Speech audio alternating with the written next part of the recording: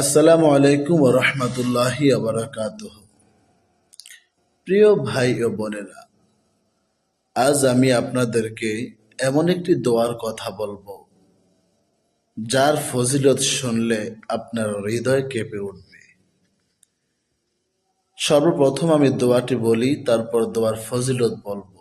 দোয়াটি হচ্ছে, ইয়া রব্বি লাকাল হামদু কামা ইয়ানবাগি লিজালালি ওয়াজহিক ওয়া আযীমি সুলতানিক।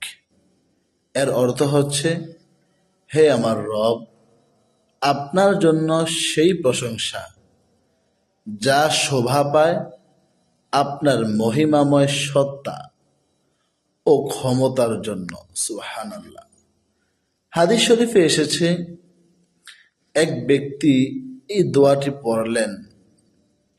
দোয়াটি পড়ার পরে দুইজন ফেরেশতার মধ্যে কথা কাটাকাটি হচ্ছে যে এই ব্যক্তি এই দোয়াটি পড়লেন, এই দোয়ার জন্য কত সওয়াব লিখবেন।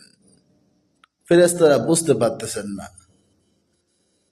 তারা সাথে সাথে আল্লাহর দরবারে বিষয়টি পেশ করলেন, আল্লাহ, তোমার এই বান্দা এমন একটি দোয়া পড়েছে, এই দোয়ার সওয়াব কত লিখবো আমরা বুঝতে পারতেছি না।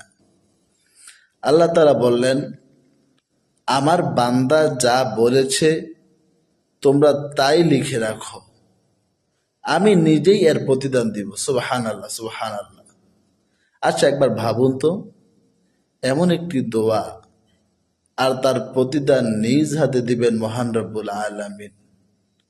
তাই আসুন আমরা আল্লাহর যথাযথ প্রশংসা করি, বেশি বেশি এই দোয়াটি পড়ি আর নিজের আমলনামা ভারী করি।